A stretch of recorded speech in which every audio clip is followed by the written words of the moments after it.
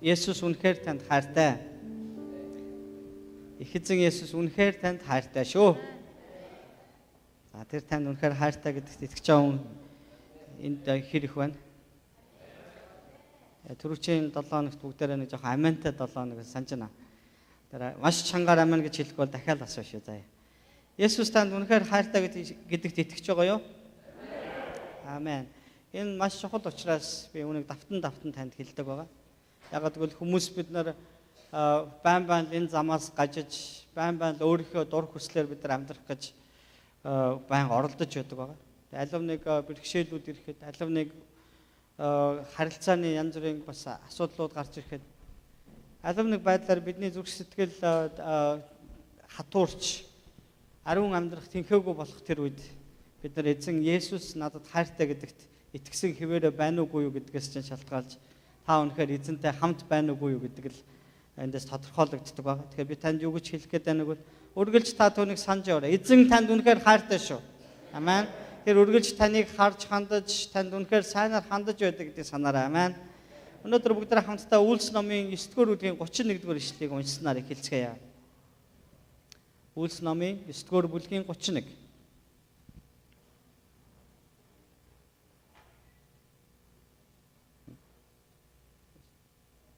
Үйлс номын 9-р бүлгийн 31. За Библи авчирсан тий.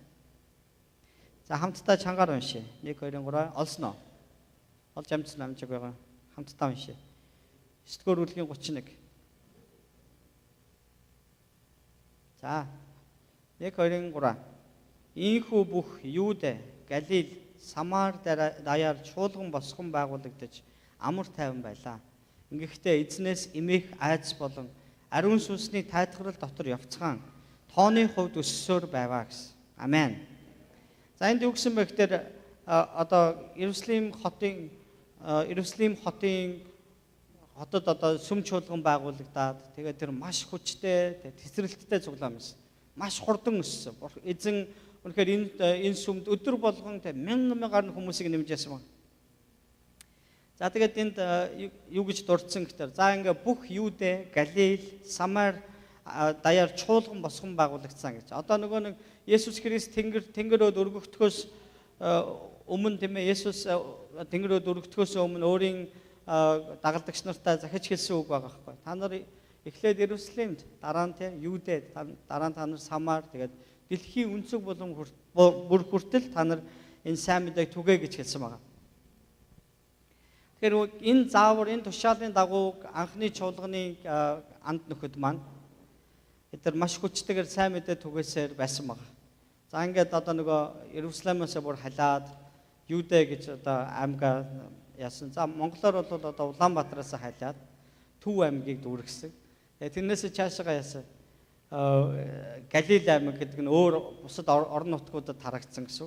За Самар аймаг гэдэг нь өвөр Монгол руу орсон байгаа. Тэгээд дэлхийн өнцөг болон гэвэл одоо бид нар яг тэн дээр ажиллаж явах хэрэгтэй юм байна. Сайн мэдээ түгээхэд. Одоо бас Афган руу тэгэл төвд рүү евро халимаг руу Хуваа руу гэх мэтлэн хүмүүс Бород руу гэх мэтлэн хүмүүс өнөөдөр Монгол ахын дүүс нар маань итгэгчид сайн мэдээ түгээхээр тэд нар явж байгаа. Бас дуудлага аван залбирсаар хүлээж байгаа. Хятад руу явхаар бас зөгж байгаа хүмүүс ч маш олон байж байгаа. Тэгэхээр өнөөдөр эзний бидэнд өгсөн тушаалыг биелүүлэх нь тийм ээ бидний үүрэг хариуцлага байж тань. Энд хэлэхдээ тэд үнэхээр Бурхны тушаалыг биелүүлж байсан маа. Харин энд нэг юм байгаа. Үүнийг хийхдээ гэж хэлсэн маа. Ингэхдээ эзнээс эмээх айдас болон ариун сүнсний тайтгарал дотор явцгаан тооны хувьд өссөөр байсан гэж хэлсэн маа. За энд нэг юм чухалчилж хэлсэн юм нь юу гэхээр эзнээс эмээх айдас болон ариун сүнсний тайтгарал дотор гэж хэлсэн маа. Аль бүх зүйлсүүдийг үйлдэхтэй гэж. Тийм ээ? Сайн мэдээ түгээж явахтаа. Тэгэхээр өнөөдөр итгэгч бид бүхэнд хамгийн хэрэгтэй зүйлсүүдийг энд онцлон дурдж хэлсэн маа. Тэгэхээр саяхан бид нэг дандаа хүүхдээ ярьдаг тийм. За манай хүүхэд нэг өнгөрсөн 7 хоногт хэлсэн нэг шинэ үг юу гэхээр одоо жоохон даруухан байя гэж хэлж байгаа байхгүй тийм ээ. Алив нэг юм хийхдээ жоохон даруухан бай. Яг гэвэл Бурхны өмнө даруухан байхгүй бол энэ нүгэл юм байна гэж сурсан юм байна л да. Тэнгүүтээ юу гэж хэлж байгааг бол ер нь Бурхны өмнө даруухан байх нь зөв үстэй ааваа гэж. Тэр даруй байдлаг гэдэг маань яг юунаас үүдэлтэй байдгүйг л үнэхээр эзнээс эмээхээс үүдэлтэй байдаг байхгүй. Хэрэв бид нар эзнээсээ эмээдгүй бол бид нар даруй байж чадахгүй гэсэн үг байна. Амен. Тэр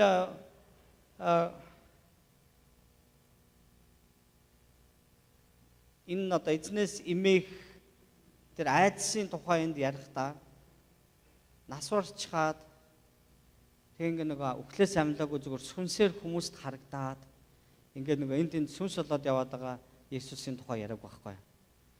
Тэгэхээр ингээд нэг хий үзэгдэл үзэж байгаа юм шиг те. Тэр үнэхээр сүнсээр энд байлаа шүү гэсэн тийм айдсын тухайд яриаг. Заримдаа бид нар ингээд нэг жоохон аимшигын түүх ярих дуртай байдаг шүү дээ тийм ээ. Нэг нэгэндээ тэр газар чи сүнстэй гэлээ, ийм юмтай гэлээ. Тэг хүмүүс яг нэгэнт тэр талаар ярьсан учраас жишээ нь 70 давхар мохор гэдээ ярих юм бол тэр зүгээр явж байхдаа хүн яадаг. Ерөнхийдөө ингээд нэг дотроо энэ чинь бас нэг тиймэрхүү юм сонсоод байсан билүүгүй лөө гэж бодож эхэлдэг. Харин Есүс өөрийн биеэр амьдсан болохыг дагалдагч нартаа яагаад тэгж бодтойгоор үзүүлсэн юм болоо гэж тэ. Үүнтэй холбоотой байхгүй. Тэд нар ингээд Есүс нэг сүнс дотор ингээд үзэгдлээр ингээд үзэгдээд өнгөрсөн бол тэдний айдас эмээлт нь бодтой биш тийм ээ. Хий үзэгдлээс айдаг тийм айдас эмээлт гэсэн үг байхгүй. Тийм болохоор зэрэг энэ нь болохоор зэрэг одоо үхтлээ айсан айдасл гэсэн үг байхгүй. Харин эзнээс эмээх айдас гэдэг нь түүний өмнө үнэхээр тийм ээ таалагдахгүй зүйлсийг хийхгүй байх тийм ээ. Түүний өмнө зөв бус зүйлээс татгалзах, зөв бус амьдралаасаа эргэх, гимшээд гимшилтэд зогсдоо үр жимс гаргахыг яриад байгаа. Тэгэхээр зэрэг бодтойгоор эзэн үнэхээр амьд байна гэдгийг мэдсэн, үдсэн тэр цагт л тэд нар юмхээр яг энэ айд эмээх эмээлтэнд хүрж байгаа байхгүй. Тэгэхээр Есүс өөрийгөө тийм ээ үхлээс амьсан гэдгийг үзүүлэхдээ дагалдагч нарын дунд орж ирсэн. Тэднэртэй хамт бүр талах, загас идсэн байгаа штэ. Хоол идсэн. Тэг бүр тэр итгэхгүй байсан Томост хүртэлтэй чи миний гарны сорвонд хуруугаа хийгээд үзэлтэй тийм ээ. Миний хавирганд хуруугаа хүргээд үз. Би амьд байгаа үстэй. Би биеэр байгаа үстэй гэж хэлсэн.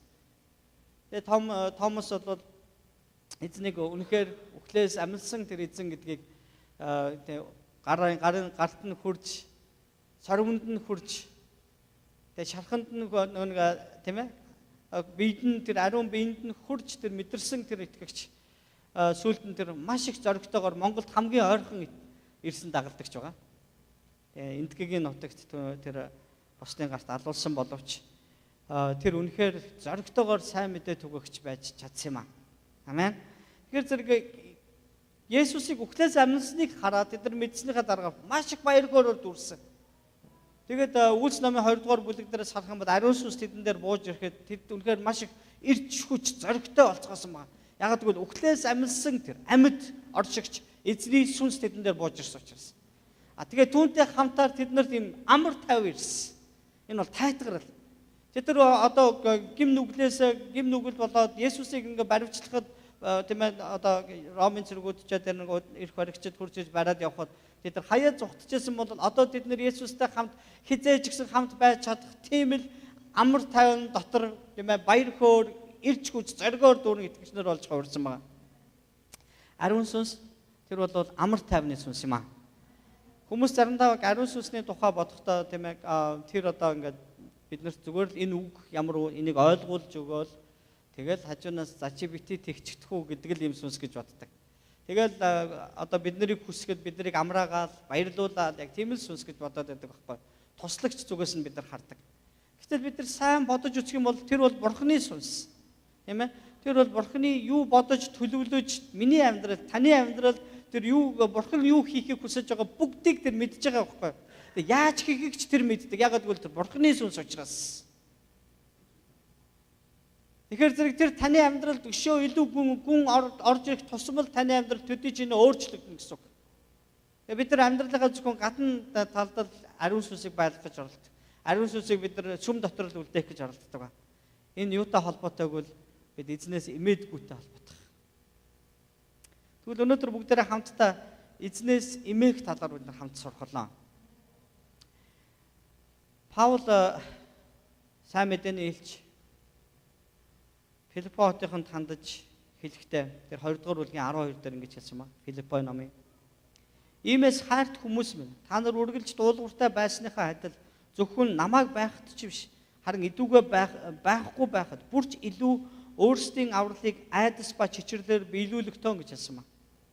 Паул Филиппо хотынхонтой хамт байх үед тэд нэр үнэхээр тэр Паул тэр асар хүчтэй тийм ээ ариун сүнсний хүч чадал дүүрэн номлодог тэр ариун сүнсний хүч тэр одоо гайхамшигтай гэрчлэлүүдээр дүүргдэг тийм хүчтэй багш байж байна тийм ээ.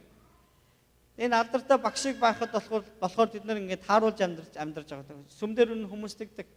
Эргэн тойронд ямар нэгэн тийм сайн багш пастор ингээд байвал бас тэр хүний нүдэнд бол муу харагдахыг хичээдэггүй. Харин гараа тэр хүн харахгүй байхад тийм ээ та өөрөө ганцаараа байхдаа дураараа амьдардаг ба. Харин Паул энэ Филиппо хотынхныг тийм болоосоо гэж хүсээгүй.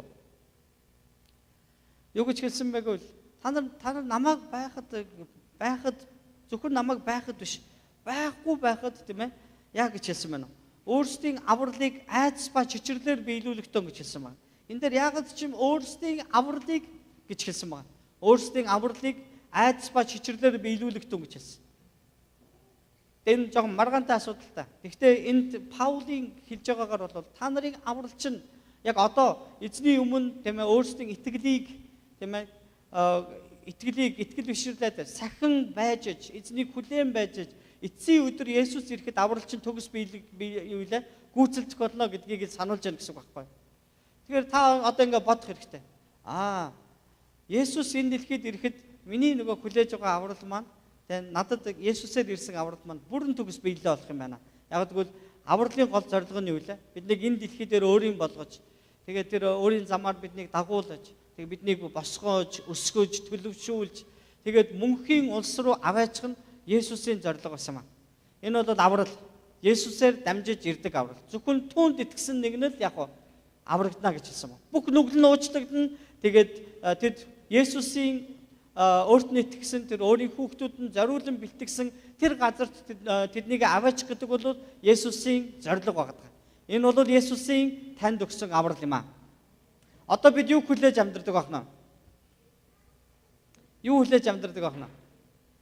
Есүс дахин ирэхийг бид нар хүлээж амьдардаг ба.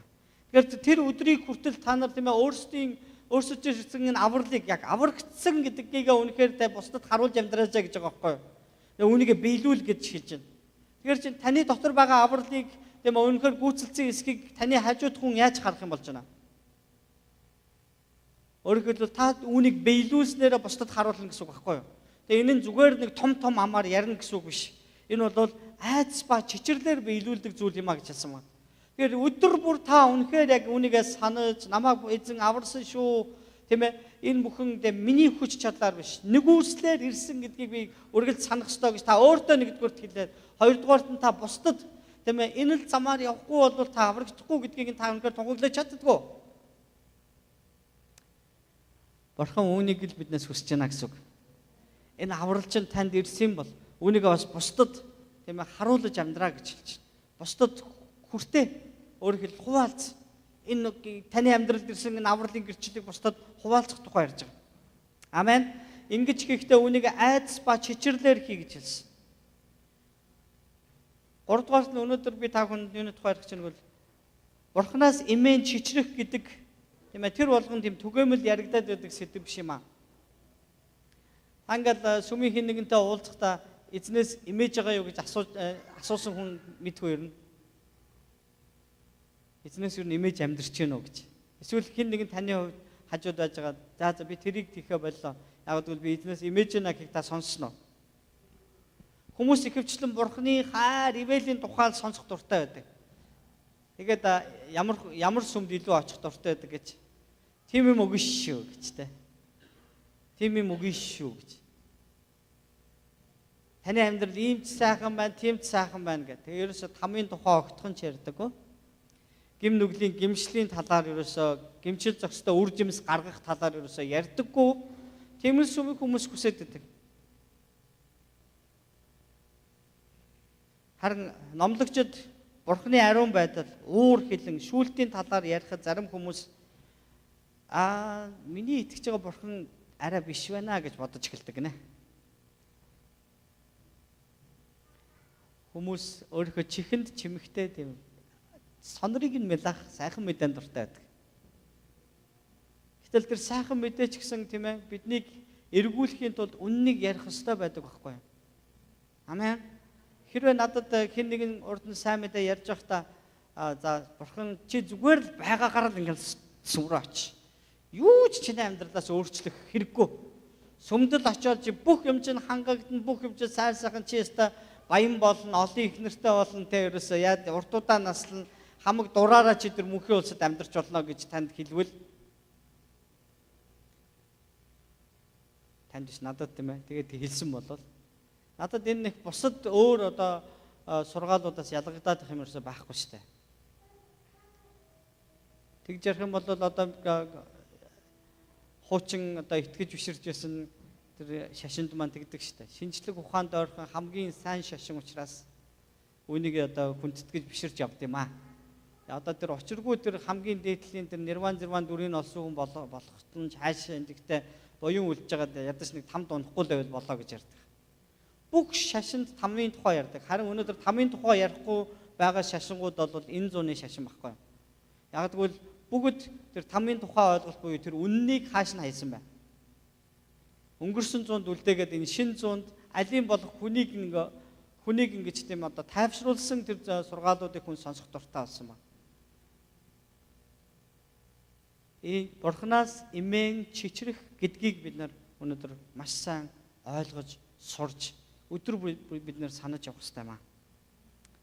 Дөрөвдүгээрт нь энэ удаад 3 чухал зүйлийг та бүхэнд бас онцлон зааж өгөхийг хүсэж байгаа. Эзнээс эмээх гэдгийг тодорхойлох. Хоёрдугаарт нь эзнээс эмээх гэдэг Христэд итгэгчдэд яагаад чухал болохыг тодорхойлж өгөх. Тэгээд бид хэрхэн эзнээс эмээх байдлаа хөгжүүлэх ёстой вэ гэдгийг бид өнөөдөр сурах болно. Хамгийн нэгдүгээрт нь эзнээс эмээхийг тодорхойл. За айх эмээх. Би дээр та бүхэнд хэлжсэн жишээ нь ингэж ярьдаг ч бид нар за болсон явдал шүү гэл. За нэг юм сони юм би харж байсан яас гэсэн чинь манай найз айгуу тийм янз бүрийн хам чимэл ярих дуртай байхгүй. Тэгэл 70 давхрын гема гэл нэг юм цагаан юудэнтэй хувцастай тэгээд айгүй хурдан гүүж барьдаг. Тэгээд 70 давхрал байдаг гэдэг байгаа байхгүй. Тэгээд тэрнээс хойш ингээд 70 давхрын хажуугаар өнгөрөхдөө тэр нэг баруун наран зүүн наран марангаар явах болохоор би дандаа хэнийг хардаг болсон байна. Нөгөө гимэг харах гэж оролддог болсон юм байна. Энд тийм зогсож явах үедээ гэл. Тэгээд нэг харанхууд заримдаа ингээд тэр чинь нэг баян шины хогоороо явдаг зам байдаг штэ. Тэрүүгээр ингээ явхаар чинь тэнд чинь зүүн наран байж байна. Тэгээ тэрүүгээр ингээ харнаа. Хэнийг л хайх уу? За нөгөө гимэг хань. Үүндээ би хараагүй л дээ. Тэгээ гимэг ямар царайдаг юм чи тэр хэлээгүй юм чи яах юм. Библиэлд хуучин гэрээнд Ерах гэж одоо нэг Ера гэж нэг үг хэлсэн байна. Тэгээ энэ нэр бол одоо эмээх гэсэн тэр утгатай үг байна. Айц төрүүлэм ч юм уу те бүр эмээхээс аргагүй тэр байдлыг энд илэрхийлдэг. Өөрөөр хэлбэл ялангуяа юун дээр ихэвчлэн хэрэгэлдэг байсан бол Бурханаас эмээх гэж хэлэхдээ тэр Ера гэдэг үгийг хэлсэн байна. Ера гэж тийм ээ. Грек хэлээр одоо phobos гэж тийм үг байдаг. Хөвчлэн бас л тийм ээ ямар эмээ одоо айж имэж байгаа учраас бишрэх тийм сэтгэл төрж байгаа тэр байдлыг илэрхийлж хэлдэг байсан баг. Тэгэхээр Библиэлд хэлэгдсэн эзнээс эмээх гэдэг тэр үг бол түүний хэр их хүч чадалтайг бид нар нэгдүгээр тийм ээ бид нар хамгийн түрүүнд мэдэх ёстой гэсэн үг. Тэр бол би Есүс хэлсэн байгаа шүү дээ. Та нар өнөөдөр биеийг чинь хөнөөж чадах хүнээс бүү айгараа гэсэн. Харин хинээс ай гэж хэлсэн байна. Биеийг чинь болоод биеийг чинь нөхөлж сүнсийг чинь тамд хийж чадах хинээс ай гэсэн. Бурханаас та нар айх хэрэгтэй шүү дээ гэж хэлсэн байна. Хамгийн наазах нь аахгүй. Тэгээ би түрүүчийн 7 хоног нэг түүх дурдаа л байгаа. Би тав нэг ирсэн битэн Мартасаа гэж бодож байгаа. Тэгээ нөө Мартин Лютер, жинхэнэ Мартин Лютер заяа Германы. Тэр яаж агаад сүм рүү ирсэн бэ гэвэл наацтайгаа тэр их ширүүн бороо орж явахад хоёулаа хамтдаа явж ясан жоо согтуу мохтой явж ясан жоо сахилгуудад явуулсан байгаа. аав чинь чи сүмд явмаа гэж зөндөө хэлдэг гэсэн сонсдоггүй. Тэгээд хэр талд явж байгаад гинт аянга буугаад найзыг нэргээд найз нь газар дээрээ шатцсан байна. Аянга нэргцэн бүр. Тэгээд тэрийг харсан тэр Мартин Лютер үнэхээр айсан байна. Айгуу хайсан. Зөндөө их айсан учраас тэр сүм рүү явах болсон. Яг гэвэл бурхан бол намайг буруу явлаа, биднийг буруу явлаа гэж шийдгсэн. Харин намайг одоо найзыг минь юу ч гээд нэргээд харин намайг үлдээсэн шалтгаан надад нэг боломж өгч байна гэж. Тэгээд тэр бурханд одоо итгэх болсон. Тэгээд дээрэс нь тэр сүмд очиж үйлчлэх болсон ба. Гэхдээ тэр түүний одоо нөгөө үйлчлэх болсон шалтгаан үндсэн нь юу вэ гэвэл юун дээр охно?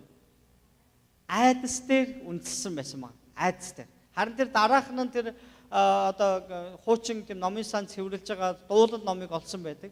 Тэгээ тухайн үед Библи латин хэл дээр байсан учраас зөвхөн сүмийн одоо пасторууд, тэгээд сүмийн одоо тахилч нар нэгсэндээ зөвхөн уншиж чаддаг. Тэгээ бусдад заахтаа хэрвээ буруу заавал тэд нар буруу явна, зөв заавал тэд нар зөв явна. Тэгээ тэдний одоо ямар ишлэлийг яаж буруу уншаад тайлбарлаад байгааг нь ард олон төдийлөн мэддэггүй байсан. Яг гэвэл тэд нар чи латин хэл уншиж чадахгүй юм чинь. Латин хэлээр. Библи олон хуу хувлэгдаг байсан үе. Тэгээ сүмд нэг юм том библиэл байдаг гэсэн байж магадгүй. Тэгээ дандаа нөгөө номнууд нь тус тустай юм одоо хуйлмал номнууд ч юм уу тийм байсан байж байгаа. Харин нэг дуулал номыг олсныхаа дараагаар тэгээд хин ерөөсө Мартин Лютер ерөөсө түүнийг ерөөсө яаж байгааг байхгүй юу? Хизээж уншиж байгаагүй дуулал номыг. Тэгээд тэр жоохон латин хэл уншдаг байсан юм л үү магадгүй тийм ээ. Тэгээд нөгөө дуулал номыг уншаад тэн дээрээс үнэхээр бурхан бол өршөөл инэрлийн бурхан. Тэр бол хайрын бурхан гэдгийг мэдэж аваад тэр маш их баяртайгаар чангаар хашгирдаг байсан байна. Халелуя гэж хашгирдаг байж байгаа. Тэгээд нөгөө тэр номын сангийн ойролцоо явж байгаа хүмүүс гайхаад гин хашгираад байна гэж гайхаад хараад ингэ зогсоол өнгөрдөг байсан баха. Тэгээд Мартин Лютерийн хувьд бол тэр анх сүмд ирэхдээ юу гэж бодож ирсэн баха. Бурхан бол амьшигын бурхан гэж бодсон. Энэ орс үлгэрт гардаг чүүдээ юу да. Яг амьшигтай болон гайхамшигтай бурхан. Харин тэр дараа нь бурханы үгийг тэр уншаад тэн дээрээс бурхан бол өршөөл инэрлийн бурхан юм а гэж. Тэр биднийг өршөөдөг, уучилдаг, нэгүслээ үзүүлдэг, тэр бидэнд сайнаар ханддаг бурхан гэдгийг мэдрэхдээ тэр Мартин Лютер жинхэнэ итгэлийг болон жинхэнэ нөгөө нэг эзнээс эмээн хүндэтгэх гэдгийг тэр сурсан баг. Тэгэхээр бид нар эзний үгэнд бид нар суралцах хэрэгтэй байгаа ч тийм ээ, нэг хамгийн чухал зүйл байна. Эзний үгэнд бид нар суралцаж эзэн бол хэн бэ гэдгийг бид нар мэдэх хэрэгтэй байгаа байхгүй юу? Тэр зөвхөн тийм ээ бид нар буруу нүгэл хийсний төлөө гараа далаагаад тийм ээ яг шавж алж байгаа юм шиг нэс цохоод алдаг тийм аимшигын тэр бурхан биш ээ. Харин тэр өөрийнхөө тэр үгэнд бидэнд өөрийгөө танилцсан байгаа. Түүний зан чанарыг, түүний бидэнд хандсан хайрыг бидэнд үнэхээр тэр хамгийн олон тийм ээ байдаг тэр бүхий л үгээрээ тэр бидэнд тийм ээ ойлгуулах гэж хичээн өөрийнхөө үгээр бидэнд ярьсан байдаг. Бид бурханы үгийг сурах хэрэгтэй, судлах хэрэгтэй. Бид нар үгэн дотор бид нар боловсрох хэрэгтэй. Бурханы үгийг уншихгүй бол бид нар түүний хинбэ гэдгийг мэдэхгүй. Түүний хинбэ гэдгийг мэдэхгүй бол бид нар айж эмээгчгүй. Амен. Эзнээс эмээх гэдэг талаас тэг авч үзвэл бишрэн хүндлэж эмээх гэсэн утгатай байна.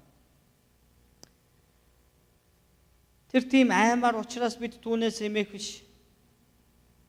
Тийм ээ? Тэр одоо нэг аймаар нэгнээс зүгээр л бас айх биш байхгүй. Хүндэтгэхийн тухай энэ ярьж байгаамаа. Амен. Миний нэг дуу шууд цөөтөө тийм ба. Тэгээ дүүнэр нэгт химээдэг байсныг би санаж байгаа.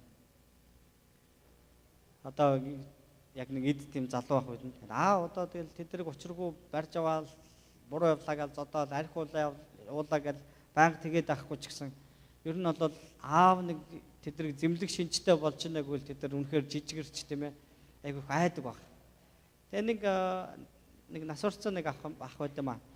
Тэр ах аавын дүү яг гадаа ингээд манай гэр рүү орохгүй суугаад байсан баг. Уг нь аав дууцсан гинэ. Тэр нэг манах руу явуул гэж хэлээрээ гээд эхнэрт нь ч юм уу хинтэн чи хэлсэн. Тэгсэн чинь уг нь бол манах руу зорж ирсэн байгаа байхгүй. Тэгээ бид нар гадаа тоглож байсан чинь нөгөө ах сууж байна. Хөөе ах та юу хийж байгаа ингээд орохгүй байсан ингээд тэгсэн чинь аавс чинь аагаад байна. Тэгээд аав одоо таныг цохиж одуул гэж тийм юм том болцсон баг чинь гэдгсэн чинь. Гэхдээ энэ чинь ах шүү дээ гэж аах те. Ах учраас бид нар ингээд хүндэлдэг учраас бид нар айд юм аа гэж хэлсэн. Тэгээд хамгийн нэг тэр ахыг хийж чадаагүй зүйл нь юу гэвэл ахаасаа айж имэдэг мөртлөө амьдралаа засахгүй байгаа юм болохгүй. Тийм ээ? Ах нь түүнийг зөв сайн яваасаа гэж хүсэж байгаа учраас түн жоохон ширүүн байгаад байна да, тийм ээ? Гэхдээ тэр хайрлаж байгаа үднэс гэдгийг нь харахгүй байгаа байхгүй. Тэгээ мэдж байгаа мөртлөө хийхгүй байна. Тэгэхээр зэрэг бид нар Бурхныг үнэхээр сайн гэдэг бид нар мэднэ. Тэр биднийг үнэхээр сайн сайхан амьдраасаа гэж хүсдэг болохыг бид нар мэднэ.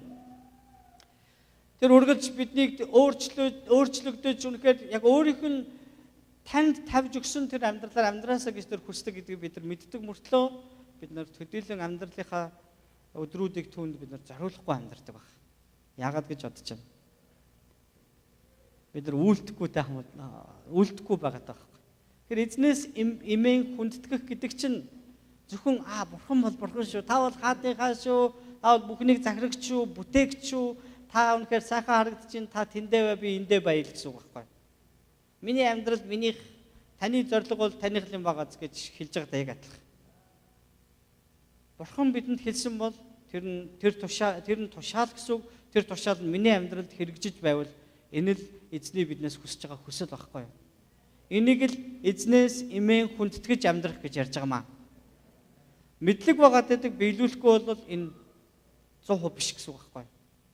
Тэгэхээр бид нар мэдээд амьдралдаа үнийг хэрэгжүүлнэ гэдэг бол эзнээс би эмээн хүндэтгэж амьдарч байна л гэсэн үг байхгүй юу? Амен. Бишрэн хүндлэн эмээх гэсэн энэ байдлыг гэсэн үгтэй холбон ойлгож олно. За чичрэх гэдэг тухай. Паул хэлэхдээ Филиппо номын 2:12 дээр өөрсдийн тэр айдас чичрлэр тэд нар үүнийгээ биелүүлэх ёстой гэдэг талаар Филиппотын Паул багш хэлсэн байна.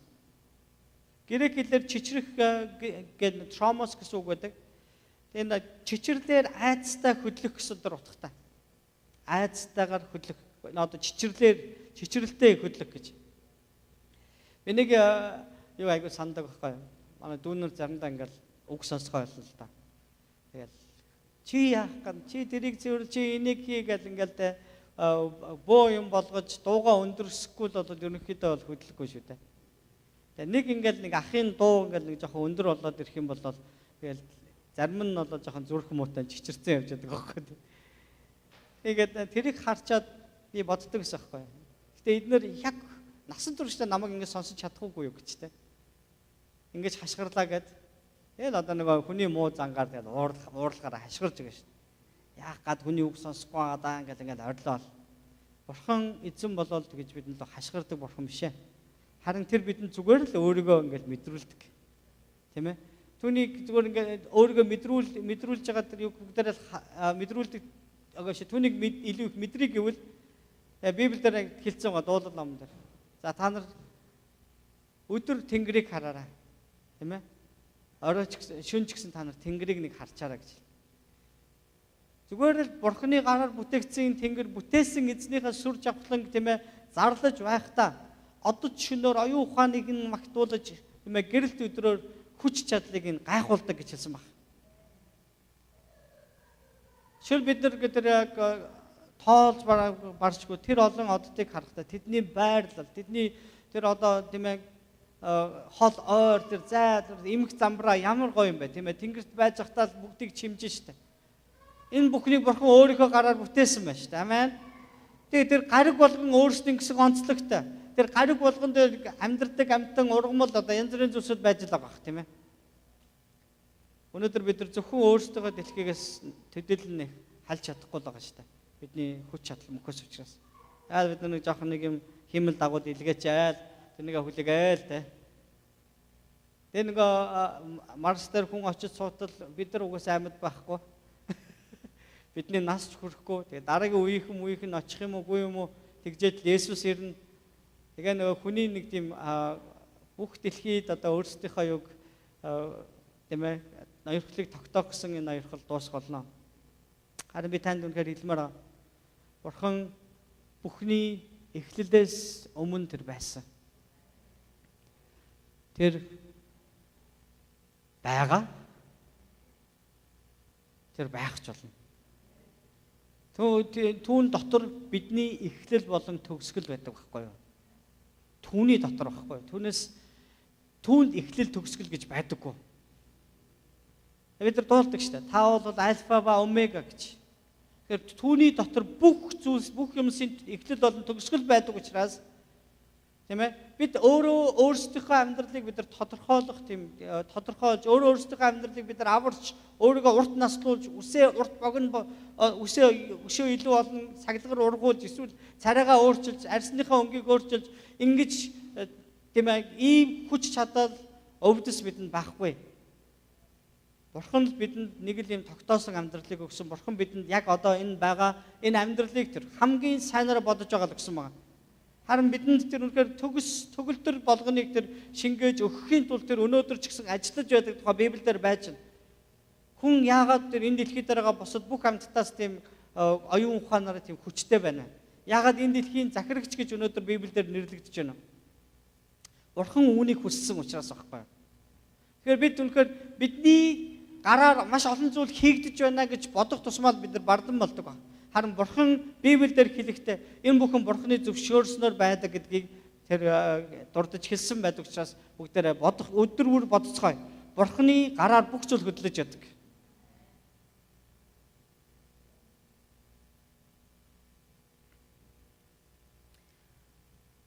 Хүн одоо юу болох вэ гэж айдаг. Харин Бурхан аав юу гэж харах болоо гэж ерөөсөө боддоггүй. Яалм нэг зүйл тохиолдно. Өвчин ирнэ, зовлон ирнэ, бэрхшээл ирнэ. Шийдэж чадахгүй, таны хүч, ухаан хүрхгүй зүйлсүүд ирнэ. Одоо яанаа л гэнэ. Харин Бурхан үүнийг юуган яаж толдож харж байна. Тэр үгээр дамжиж юу хүсэж байна вэ гэдгийг бид нар хардаг баг. Тэгэл дороод ивцээл. Ишид янз бүрийн арга зам хайжгүйгээл. Харин Библи бидэнд байнга сануулдаг зүйл нь эзнээс эмээн хүндэтгэж амьдрах гэдэг бол түүний хүслийг сонсох, түүгээр захируулах явдал маа гэсэн байна. Та юу гэж бодож байна? Үнэхээр тэгж бодож байна уу? Эзнээс эмээх гэдэг бол зүгээр л амаараа ярих хэрэг биш байна шүү дээ. Бид нар амьдралдаа үйлдэх ёстой гэсэн үг байхгүй юу? Амен. Та амьдралдаа өнөөдөр өөрчилж чадаагүй янз бүрийн гэмтэй зуршлууд байна уу? Таны ам хэл чинь өнөөдөр бас тийм ээ зөв биш байдаг бол та эзний өмнө дураараа л харах хэрэгтэй. Энэ гин нүгэлтэй зүйлсүүдийг хийх би эрхтэй хүн гэж л өөрийгөө бодоод байгаатай холбоотой байхгүй. Харин эзэнд үнэхээр итгэдэг хүн гэж хэнийг гэдэг вэ гэвэл эзнээс эмээн хүндтгэдэг хүнийг хэлж байгаа байхгүй. Та үнэхээр эзнээс имэж түүнийг хүндтгэдэг бол түүний өмнө та буруу зүйлийг хийхээс айж чичирдэг хүн байх ёстой гэсэн үг байна. Тийм ээ би энэ газраас би өөрөө төгс хүн болчоод би таныг тэгж хэлж байгаа юм шээ. Энэ үг бол Бурханы үгээр бидэнд хэлэгдсэн үг аж. Бич тааж бид нар өдөр бүр үүнийг оролдож үзэх хэрэгтэй. Үргэлж бид нар эзнээс эмээн хүндэтгэж амьдарч байна уу гэдгийг бид нар эргэж харж шалгаж бас бид нар тэгж амьдарч чадаагүй бол гимшиж бас тэр гимшилтэй зохистой үр жимсийг бид нар гаргаж амьдрах хэрэгтэй маа. Амен. Заримдаа үнэхээр хин нэг ойлгохгүй үе ирдэг штэ. Тэгээд ургуураал. Харин Бурхан бидэнд чи уучлаа гэсэн бол би бас уучлахгүй байх хэрэгтэй байгаа мэдтэй гэж хэлж байгаа шиг бид нар уучлахгүй байгаа гэвэл энэ бол эзнээс эмээн хүндэтгсэн амьдрал биш юм аа. Эзэн танд бас энэ гэмтэй зуршлаасаа гараа салаа гэж байгаа та чадахгүй гэж байгаа бол та эзнээс эмээн хүндэтгэж амьдрахгүй л байна гэсэн үг байхгүй. Тэгвэл эзнээс эмээн хүндэтгэж амьдрахын ач холбогдлын талаар сургаалт үгс ном дээр юу гэж үтснийг хэлж байгаа юм. Сургаалт үгс 1:7 дээр эзнээс эмээх хүн мэдлэгийн эхлэл юм а гэж хэлсэн байна. Эзнээс эмээх хүн мэдлэгийн эхлэл гэж хэлсэн байна. Итгэж байгаа хүн 2-3 хүн баг шиг байна тийм ээ. Амен. Харин мунхаггүй сургамж ба мэрэгэн ухааныг үл тоомсордог. Тэгэхээр хоёр дахь тэр мөрөнд гарч байгаа хүн биш л бол та амен гэж хэлэх ёстой. Эзнээс эмээхүү нь мэдлэгийн эхлэл юм аа. За 8:13 дээр эзнээс эмээхүү бол хорон мууг үзэн ядах явдал гэж хэлсэн байна. Эзнээс эмээхүү нь хорон мууг үзэн ядах явдал юм шүү гэж хэлсэн байна. Амен. Эзнээс эмээхүү нь амьдралыг уртсгадаг гэж 10 дугаар бүлгийн 27 дээр хэлсэн. Юуг уртсгадаг гэнэ?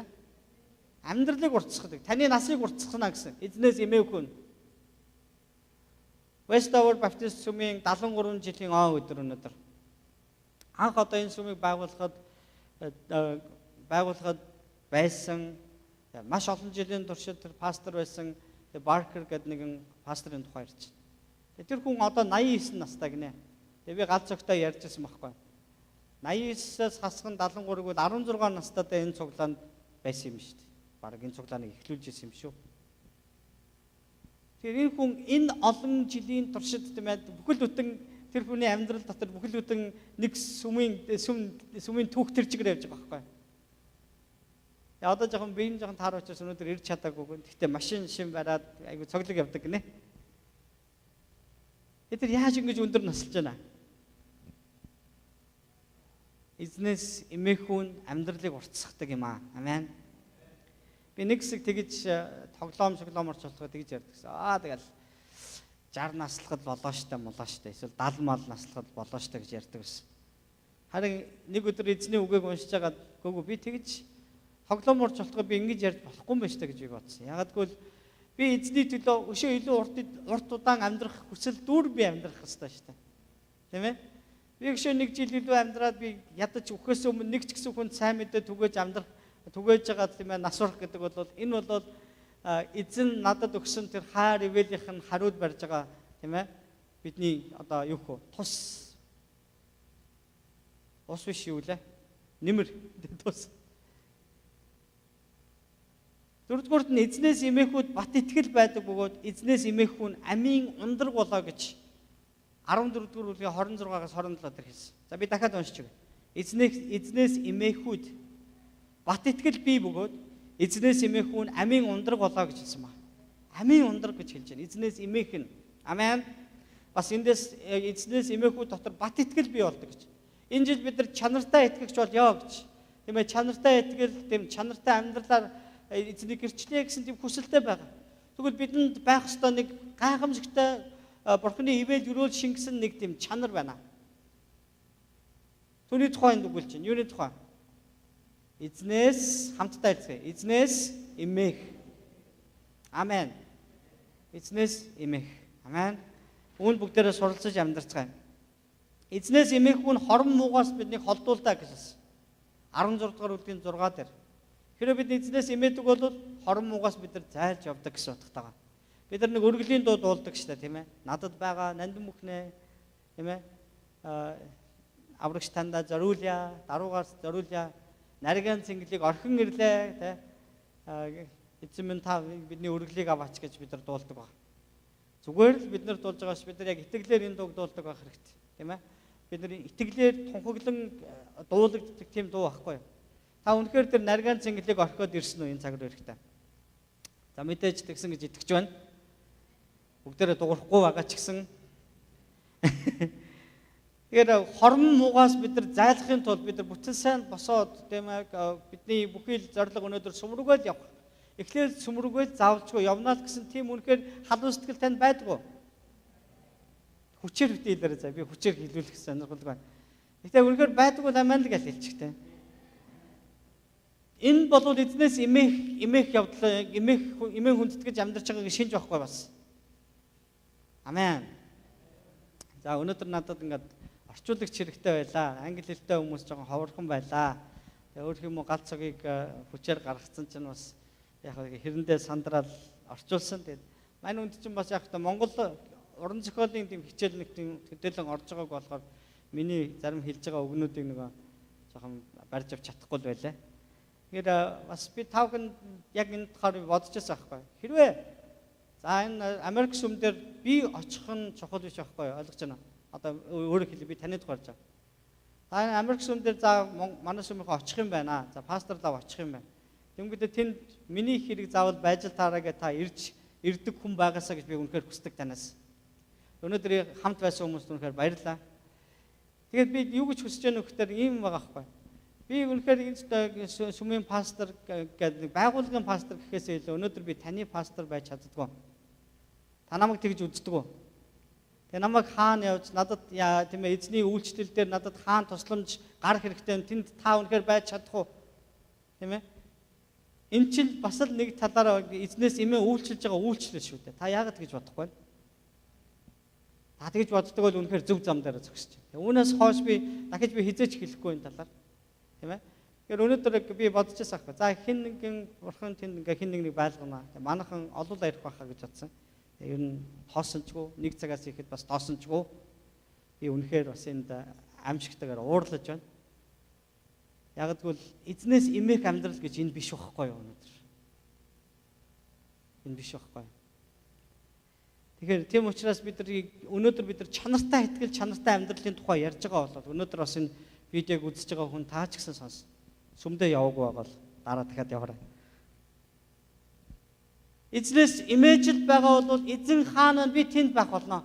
Эзэн намайг хаан дуудаж би тэнд л би зогсож байна болно гэсэн тэр итгэл байхгүй да. Амен. Тэгээд хоёрдугаарт нь эзэн таныг юу хий гэж түүнийг та хийгэл хүсэлтэй зоригтой тийм ээ бүр зориулалттай тэр хүн байх юм бол эн чинь эзнээс имээх үү? Бас эзний ажил хаана явагдаж байна? Тэнд та танаар дутах гэж байгаа юм шиг оролцож байгаа тэр оролцоог л юу гэж нэрлэдэггүй эзэнд үйлчлэх, эзнээс имэн үйлчлэх гэж байгаа байхгүй юу? Амен. Цуглаан дээр тийм одоо нөгөө хийхэгтэй хүмүүс аягүй хэрэгтэй байдаг байхгүй юу? Бид анхны тэр үеийн цуглааны итгэгчнэр бол бүгдээрээ л хийхэгтэй хүмүүс байсан баг. Бүтэнсэ өдөр цуглаан дуслаа. Маргааш нэгд өдөр дахиад нэг цуглаан дээр байж лээ. Хоёр дахь өдөр байж лээ. Гурав дахь өдөр оройн цуглаан байж лээ. Нэгдгээс тав дахьд ч илүү хагасанд ч илүү өглөөний залбирал гэж хүмүүс байж лээ. Тав дахьын оройны шөнийн залбирал хүмүүс байж лээ. Дөрөв дэх өдрийн оюутны цуглаан, тав дахь өдрийн эсвэн бүлгийн цуглаан, хагас өдрийн одоо залуучуудын групп бүгдэн дээр нь байж лээ. Ястай хинхэгтэй хүмүүс байсан шүү дээ.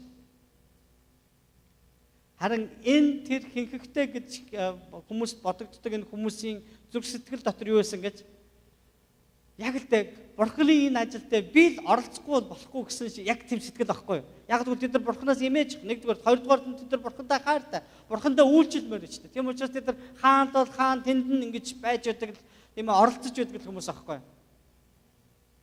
Амен. Би таныг энэ сүмийн гишүүн нэгэн бол гишүүн нэг маань яг ийм хүн болоосоо гэж хүсэж байна.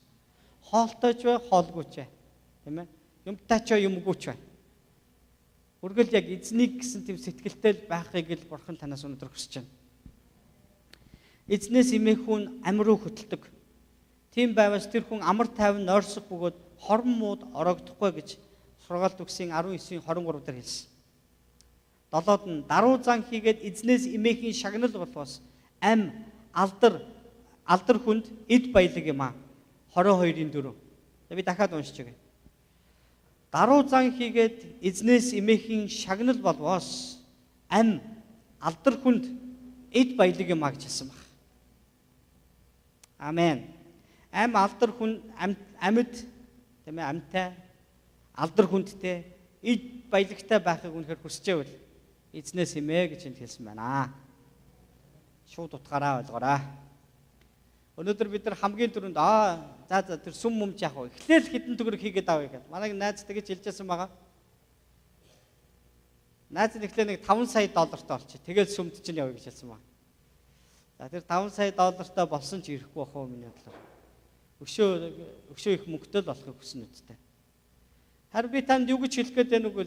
Энэ бүх эд баялгуудыг захирдаг. Энэ бүх тэр одоо амьдралыг захирдаг. Энэ бүх алдар хүндийг хүнд өгдөг. Авьяас чадвар, хүч чадал, гоо сайхныг өгдөг тэр бурханд эхлээд тийм ээ үйлчил.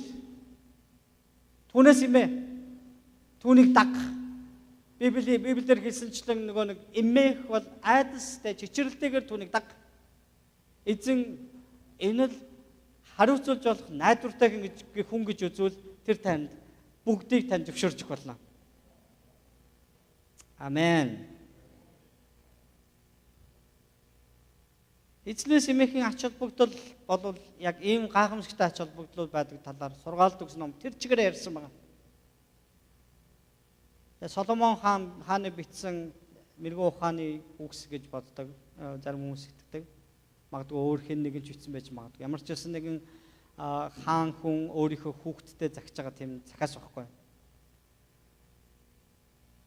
Соломон хаан гэж үзвэл тэр Соломон хаан бурханд очин залбирсан баг. Би одоо энэ улс орныг яаж би тэ захирч явах вэ? Яаж би таны сүмийг барих вэ гэсэн. Миний аав бол хүчрхэг алдар нэртэй Давид хаан. Харин би аав шиг биш шүү дээ. Харин бурхан түүн үгүй. Чиний эцгийг бодож би чамайг юу хүсснийг чинь би чамд өгье гэсэн.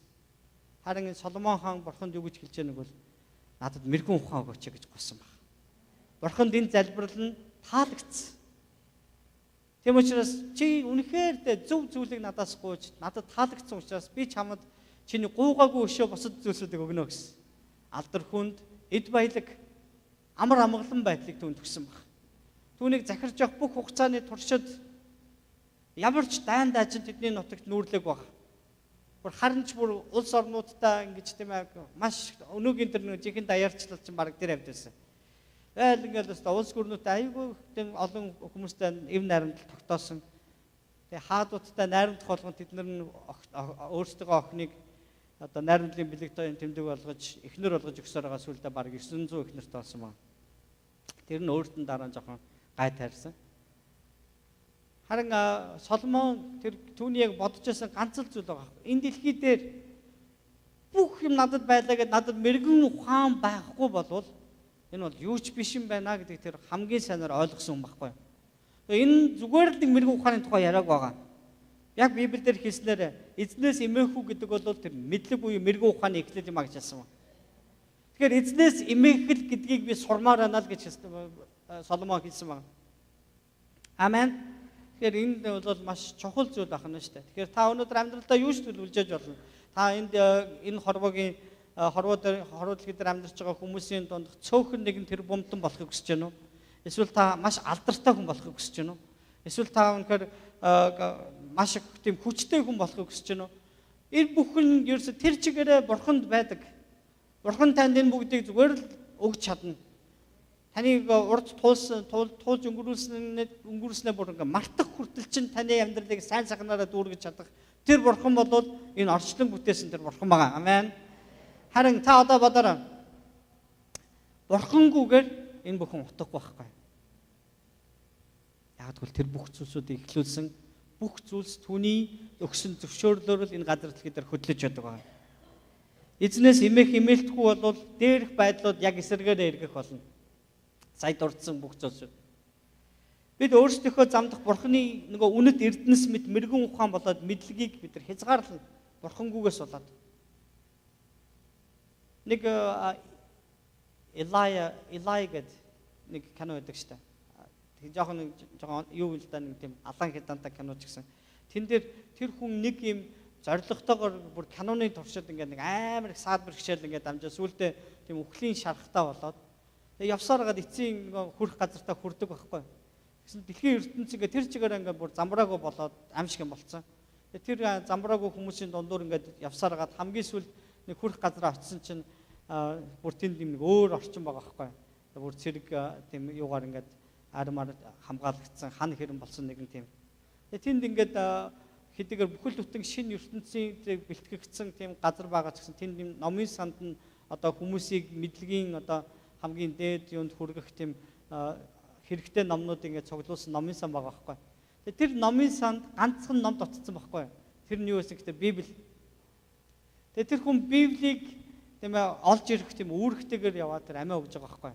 Тэгээд тэр ном тэр ялангуяа тэр канон дээр гарч байгаа тэр чухал зүйл нь энэ номгүйгээр болоод те энэ ертөнц ийм замбраагүй болох юм байна гэдгийг л харуулсан баг. Хүмүүст өөр бусад номнууд нь байсан. Гэхдээ тэд нэр үндэ дайн дажингуу тийм ээ нэг нэгэ хайрлаж эвдээ найртай амьдарч унахаар чадаагүй баг. Яхад гэвэл Библи байхгүй учраас аахгүй. Бурхны үг байхгүй учраас. Харин нөгөө нэг эсрэг талын хүмүүс нь түүнд байгаа нэгэн ингээ бодсон байна. Түүнд ямар нэгэн чухал ном байгаа юм байна. Тэгээ тэрнийг нь авчих юм бол дэлхийг бараг захирна, ухаантай болно гэж бодоод байгаа байхгүй юу?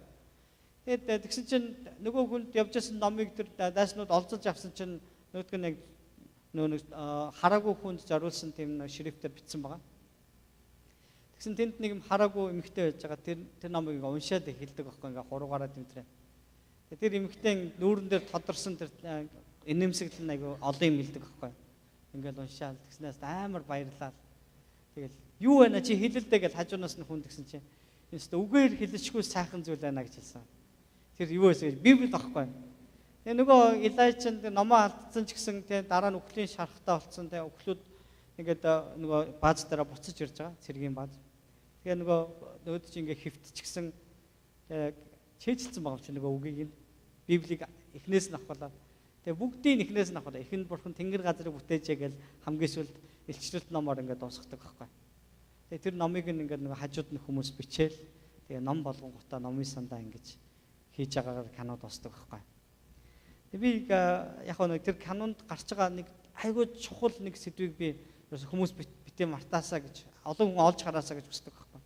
Библи бол үнэхээр сайхан зүйл. Яг гэвэл хүн чинь амьдралынхаа утга учирыг олноо, зорилгоо олж харна гэдэг чинь хамгийн чухал зүйл байхгүй да. Би юуны төлөө амьдраад байгаа юм бэ?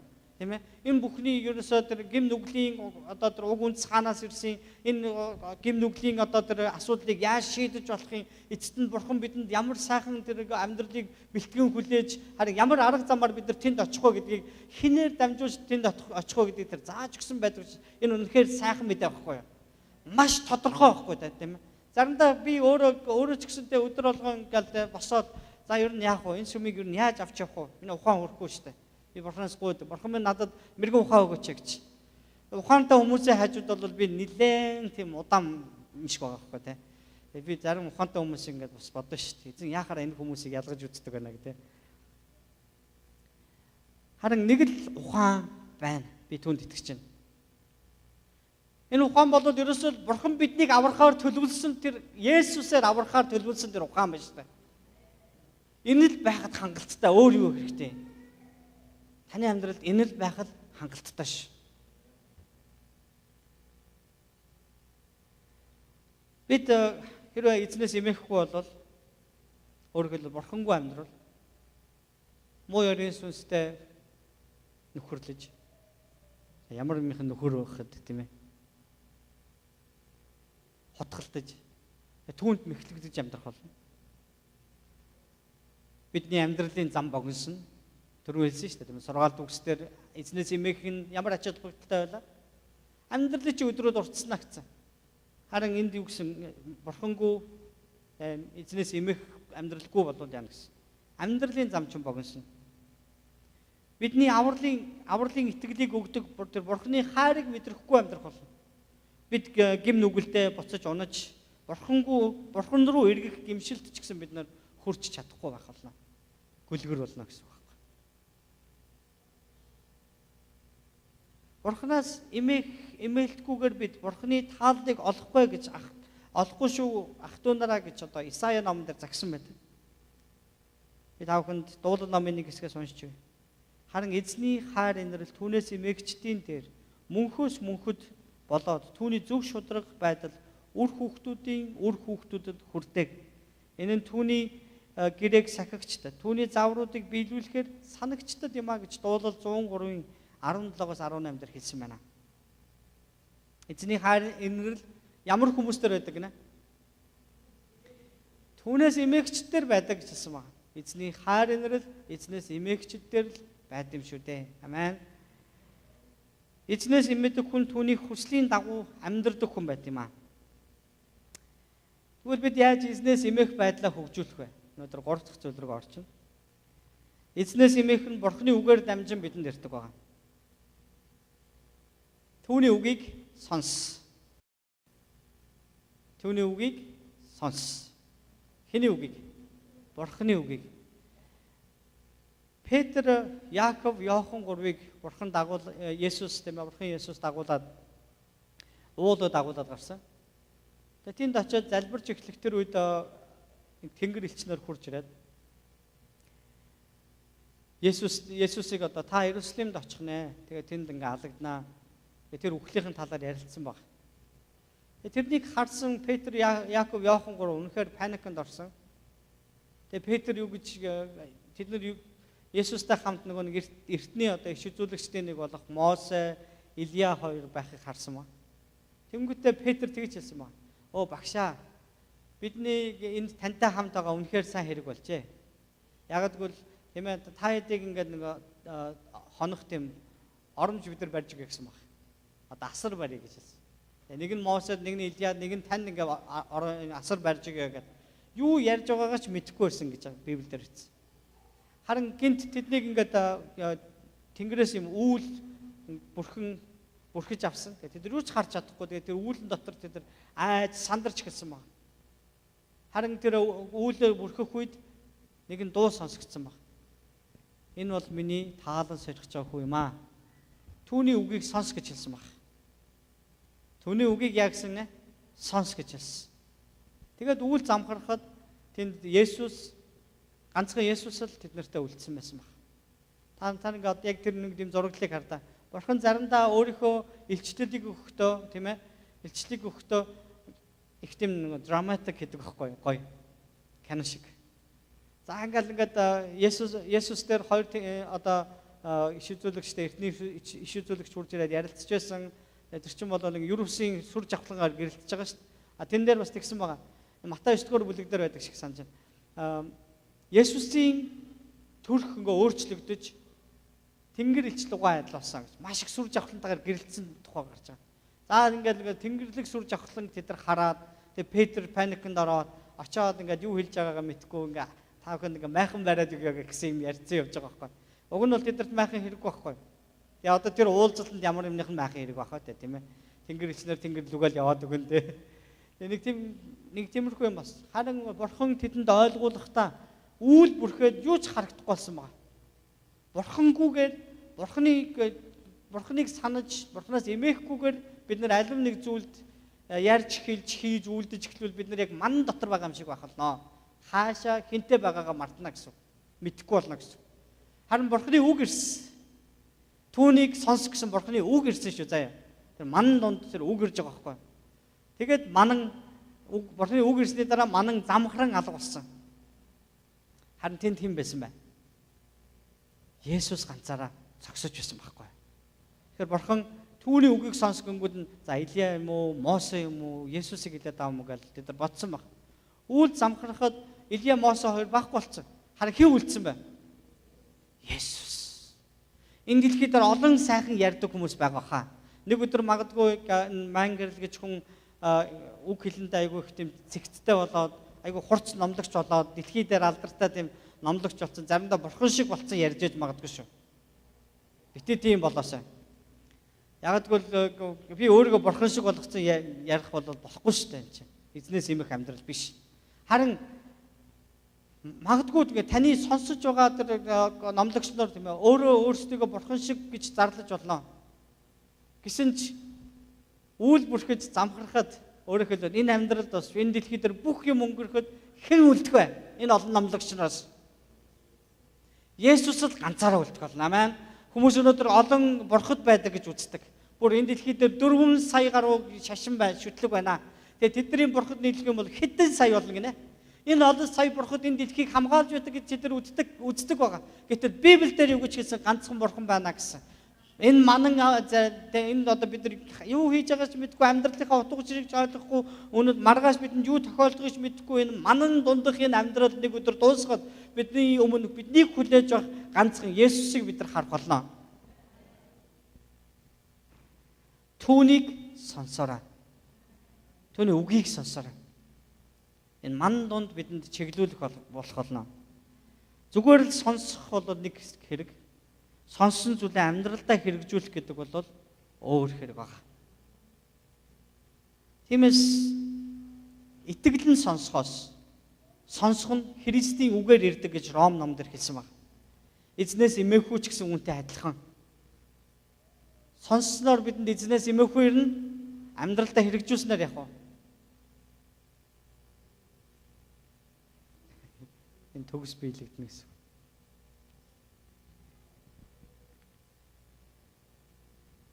Бид амьдралдаа юмхээр яг эзнээс эмээх амьдралыг биелүүлж яг л ийм ингэж амьдрах болъё гэж хүсвэл эзний үгийг сонсох хэрэгтэй. Тэгээд амьдралдаа хэрэгжүүлэх байх хэрэгтэй. Бурхны үгийг. Амен оо. Амен. Заримдаа хүмүүс ингэж хэлдэг. Та одоо намайг л хэлээд ах ингэж. Тэ. Библиэд сургаал номлол доосонгууд тэгэж хэлсэн хүмүүс өндөө байгаа. Намайг л та яриад байсан уу гэлдэг. Уучлаарай. Энэ дотор зөндөө хүмүүс сууж байгаа. Яагаад би заавал чамайг онцч ярих хэрэгтэй ингэж хэлжсэн нэг тул байгаа. Дэд хууль номын 31-10-аас 13 дээр жил бүрийн эцэс буюу өр төлбөрийг цуцлахаар тогтсон тэр жилийн одоо нэг майхан баярын үеэр эзэн бурхныхаа сонгож авах тэр газарт бүх Израиль түүний өмнө үзэгдэхээр ирэх тэр үед та нар энэ хуулийг уншиж бүх Израильд сонсох гэж хэлсэн. Ард түмнийг эрэгтэйчүүд, эмэгтэйчүүд, хүүхэд багчууд танаа хотод байгаа харийн хүмүүсийг цуглуул тэдэнд үүнийг сонсгон зааж өөрийн бурхан эзнээс айн имэж энэ хуулийн бүх үгийг сахин мөрддөг болох та нар Йордны гатлан очоод эзэмших тэр газараа амьдран суух бүхий л хугацаанд энэ хуулийг мэддэггүй хүүхдүүдтэй түүнийг сонсгож эзэн бурхнаасаа айн имэхийг сураг буюу зааж сурах гэж энд хэлсэн байна. Амен. Тэгээд Израильчуудын хувьд тэд нар эзний амласан тэр Канаан газарт очих хүртэл тэд нар цөлд амьдарч байгаа. Харин бурхан тэднэрт сануулгыг хэлж байгаа зүйл нь та нарыг ямар байхад чинь тийм ээ би тийм ээ Египтэд одоо заавал би тодорхой хэлээ. Та нарыг би Египтэд боол байхад би та нарыг тэндээс гаргаа байцтай тийм ээ. Та нарыг би чөлөөлсөн. Яагаад гэвэл зорилго нь юу вэ гэвэл та нарт би эрт дээр үед өвгдээд бол Авраамд чинь би амласан тэр Канаан нутгийг өгөх гэж байгаа маа гэж хэлж байна. Тэгэхээр тэд нар зориггүйгээр цүлд ирээгүй л байгаа ч та тийм ээ. Ямар ч зориггүйгээр цүлд аваачигдсан гэсэн үг биш байхгүй. Харин тэд нар жоохон хэсэг хугацааны дараа эзний тэдэнд өгөх гэж байгаа тэр газар нутгийг одоо авах гэж байгаа гэсэн үг байхгүй. За одоо бид нар нэг байрны тухай асуудал байдаг шүү дээ. За харин нутагт ирсэн бид нар өнөөдөр ингээл дор урнаал өөрсдөө гэсэн нэг хаус одоо нэг байшинтай нэг болонтой олчих юмсан гэж бодох тийм цаг ирж байгаа. Бид нар олон жил болчихж байгаа учраас. За энэ үед ингээд нэг бурхан ингэж хэлвэл яах вэ? За чам би 7 жил үгүй. За 40 жилийн дараа чи байртай болно гэж байгаа тал адилхан байхгүй. Ойлгож байна. За би чам байр өгөхөөр аль хэдийн бэлдэж байгаа шүү.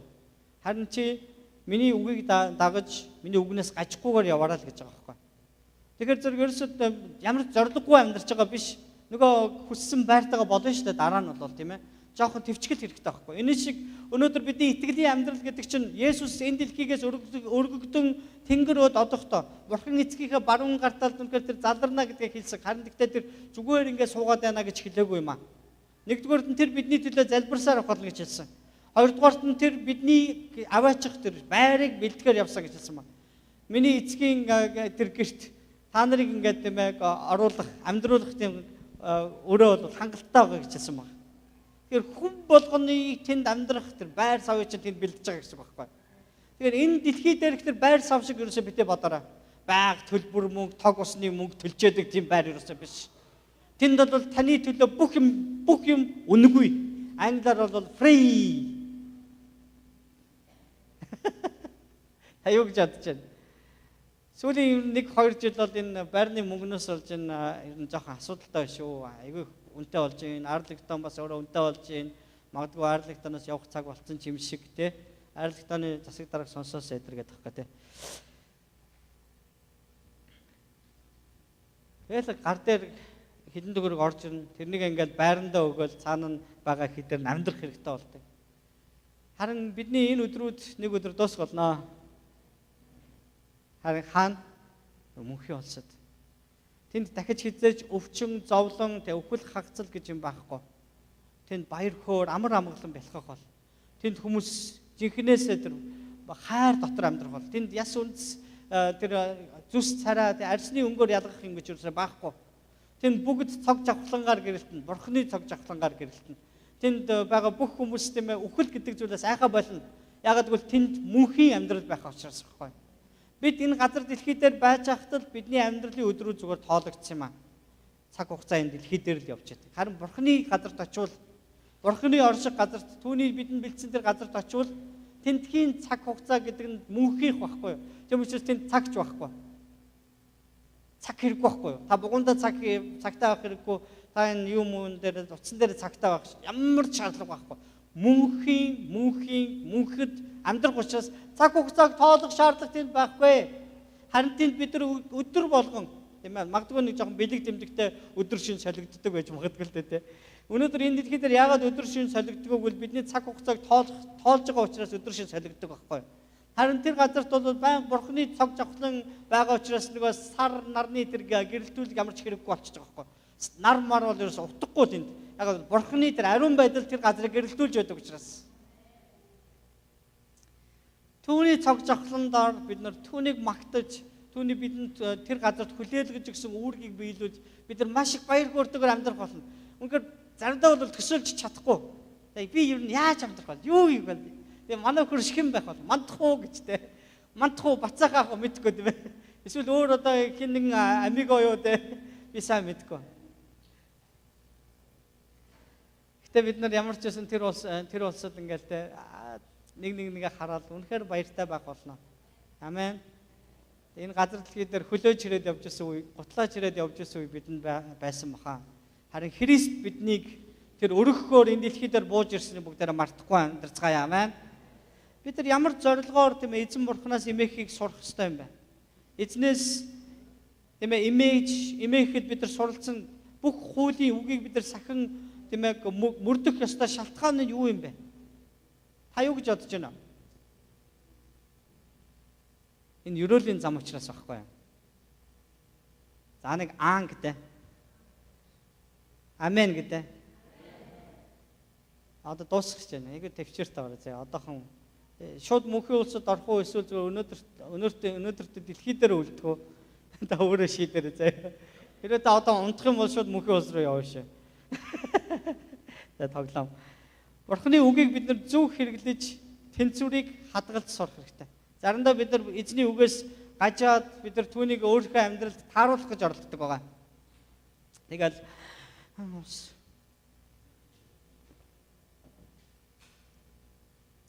зарим хүмүүс ингээд усны шашин гэж байна штэ. Тэгээд усаа өрөөгөл. Тэгээд энэ ус бол эзний үгийг тэрэндээ уншиж өгөөл те. За эзнээс юмэх нь мэдлэгийн эхлэл гээл. Тэгэл би хинд чинь булгаад ч юм уу өгөнгөл булгаа энийг ууснаар мэрэгүү ухаантай болно гэдэгт итгэдэг хүмүүс байна штэ.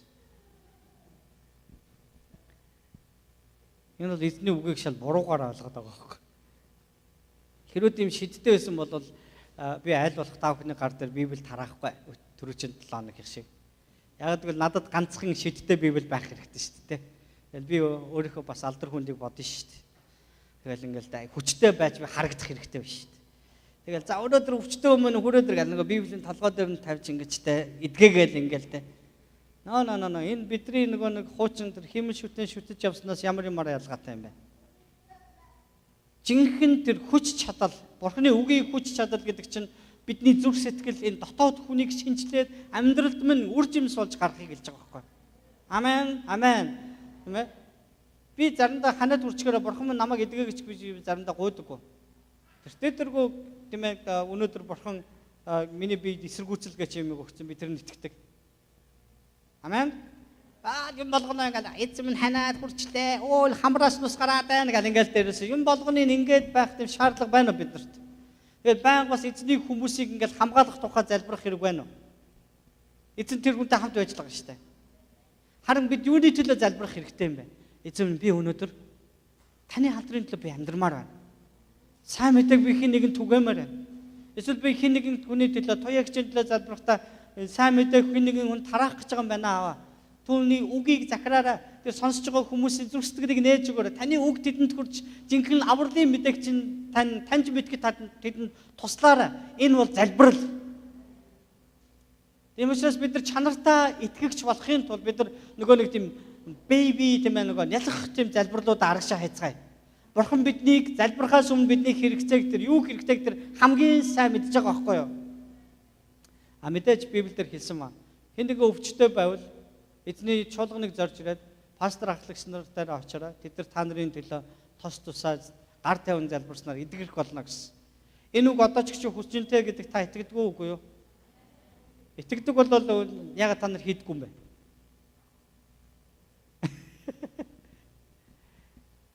Очоод ганцаараа шаналаа л да. Эцвэл би өвдөөд байлаа гэх ингээл.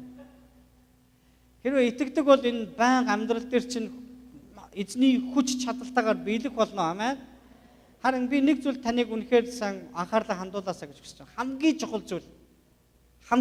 Таны амьдралын бүх зүйл чинь бүрэн бүтэн аюулгүй аж төрхөөс чинь илүү чухал зүйл бол эзнээс имэн хүндэтгэж амьдрч байна уу үгүй юу гэдэг чинь багхгүй юу? Энэнгүй болвол яг уу.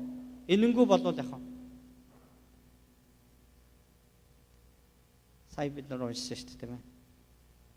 Бид нар бурхны талаар бодож сэтгэх маань хязгаартай болно. Бодрмоо сүнстэй нөгөө найзлан түүнд хорлогдно, мэхлэгдэн.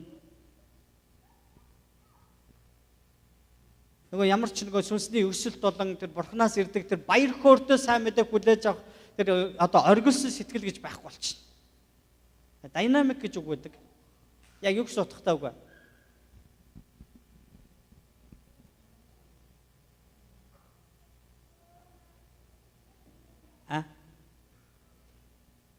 Динамик гэж. Ерөнхийдөө бол нэг юу хэлдэг байхгүй юу? Динамит гэж тэрнээс гаралтай. Тесрэх бодис штэ. Бидний итгэлийн амьдралыг, сүнсний амьдралыг юм тесрэлттэй байгаас гэж бурхан хүсдэг. Уурхаач улам илүү цаашаа явахыг л хүсэж штэ. Ер нь бол тийм ээ. Тийм учраас үргэлжил тесэлж явах хэрэгтэй үстэй. Тесэлж яж шинэ газрыг авна штэ. Бидний өнөөдөр энэ газарт энэ хотод эзний сайн мэдээг үнэхээр авчирч сайн мэдээг бусдад түгээх гэдэг маань яг тэр хад чулууг гэж нураан нүхлэж байгаадаа яг адилхан байхгүй юу? Харин энэ бүгдийг тийм ээ бид байн тэслэж юм нуранг гаргах хэрэгтэй. Тэгээ нурангийн ингэж тийм ээ гаргаснаар нүх гарган бид нар улам илүү цаашаа явах болно. Таны итгэлийн амьдралд тийм ээ улам илүү цаашаа өсөлттэй, хурдтайгаар тийм ээ тийм ивэл өрөөлөөр дүүрэн тэр амьдралыг та өнөхөр хүсчээвэл үүнд чинь туслах ганц л зүйл байна. Эзнээс эмээн үйлчлэх байгаа. Энэ таны амьдралыг үнэхээр тесрэлттэй болгох бол. Тесрэлттэй. Пүм. Яг юм. Өдөр бүр. Окей, өдөр бүр. Надад хамт хэлэхгүй өдөр бүр. Өдөр бүр. Та ингээд бодороо зүгээр ингээд нэг яг байдгаараа амьдраалтай ингээд ажилдаа явлаа за ирлээ унтлаа хоолоо хийлээ унтлаа киногоо үзлээ ингээд заримдаа бид нар өдөр болгоныгоо тэгчих гэдэг. Тэгээд гарч байгаа гадагшаа гарч нэг жоохон юугаа гаргаж байгаа зүгээр л өөрийнхөө өөдгөрийг л гаргаж байгаа штэ. Энэ чаа найзуудтайгаа уулзаал жавгаал тэгэл ямар ч үр дүн байхгүй. Харин бидний амьдралыг тесрэлттэй болгож чадах тэр л гайхамшигтай тийм ээ нууцны үг бол эзнээс имээхээс эхэлдэг. Та хэрвээ эзнээс имээдэг бол өөрийнхөө амьдралын цагуудыг сайн мэдээ түгээхэд та зориулах болно. Та эзнээс хэрвээ имээдэг бол өөрийнхөө эд хөрөнгийг сайн мэдээ зориулахад та тараахад хэрэглэх болно. Бусдыг эзэн рүү ирэхэд та хэрэглэх болно гэж байгаа байхгүй юу? Зориулдаг. Өөрийгөө зориулдаг нэг юм байх бол. Амен. Амен. 2 хоногийн өмнө Нью-Йорк руу яваад ирсэн маа. Тэнд бол би хэд хэдэн зорилготой явсан. Тэрний маань нэг 75% биелчээд ирсэн. Тэгээд тэр Нью-Йоркод ингээд нэг хийсэн юмнууд дотроос хамгийн их утга учиртай, хамгийн их тийм ээ одоо миний сэтгэлд тэр тайвшрал авчирсан зүйл бол тэнд юм шинэ хүмүүстэй танилцсан явдлаа. Таны баахан ах дүүс нар нэг дороо цугларсан маа. Нью-Йоркийн символгийнхны нэг гэр бүлийн хүүхдийн төрсөдрийг тэмдэглэхдээ хамаатнуудаа урьсан байгаа. Тэнгүүдээ наад руу ирсэн маа. Манай хүүхдийн төрсөдөр болж байгаа маа. Хамаатнууд ирнэ. Та болж игэл хэрэв боломж өгвөл тийм ээ сайн мэдээ яруул яасан бэ гэсэн маа. Тэгээ очисон. Тэгээ очиод яг нэг хүмүүс ингээд орж гараад нэг тэдний угаасаа нэг тухлаад суугаад яриг гэсэн тийм ямар ч бодлого байгаа нь харагдсан. Хоол идэл хүү дандаа нэгээ харж идэг хүмүүс болохоор тэгэл өнөхөдөө гарч явах гараа гараад ихнээсээ гараа явсан. Гэхдээ бид нар сайн танилцаж чадсан ба. Тэгээд дараагийн алхмыг нь би олж харсан. Яг гэсэн бол тэнд бурхан ажиллаа хийж байна. Тэр хүмүүстээр бурхан сайн мэдээг авчрахыг хүсэж байна гэж би итгэсэн. Тэгээд би тэр нөгөө гэр бүлийнхэнтэй хэлсэн байгаа. За би ингээд ойрхон ингээд дараа ирье. Тэгээ очихдоо яг хөхтөр танай энэ хамаатнуудын нэг айлд ингээд бүгдээр хамт очие. Тэгээ дараа очихдоо дараа ирэхэд бас дахиад нэг өөр айл руу нэ. Ингээд нэг гэр бүлээр нь сайн мэдээ түгээе гэж бид нар шийдсэн байгаа. Тэгээ одоо үүн талаар залбирч байгаа. Тэгээ буцаж явж байхад миний зүрхийг баярлуулж ясан тэр ганц зүйл нь юу гэхээр энэ хүмүүс сайн мэдээ хүргэчих юмсан гэж тийм ээ. Энэ л бидний гэнэхээр яг тийм эрч хүчтэй тэр итгэлийн амьдралаар амьдрч болгож чадна. Амен. Тэгээ заримдаа одоо бол хүмүүс ингээд цуглааныг сайн мэдээ түгэхийг ингэж ойлгодог болсон цаг байхгүй юу? Цуглаандаа л авчирчээ. Тэгээ хэн нэгэн хүчтэй номлогч номлоод тэгээ тэр хүн итгэнэ байна өөрөх нь хэрэг гэж бодоод байдаг. Гэтэл энэ чинь таны бас үүрэг байхгүй юу? Тийм ээ? Та өөрөө тэр хүнд сайн мэдээ түгэх хэрэгтэй байхгүй юу? Яг л тэр хүн тийм ээ тэр цуглаан дээр номлож байгаа хүнээс илүү таныг таних байхгүй юу? Таныг илүү тань. Тийм учраас та тэдэнд сайн мэдээ түгэх хэрэгтэй байхгүй юу? Тийм ээ? Та тэднийг Христ дотор өсөж явахад нь та дагуулах хэрэгтэй гэсэн үг байхгүй юу? Энэ бол таны үүрэг байна.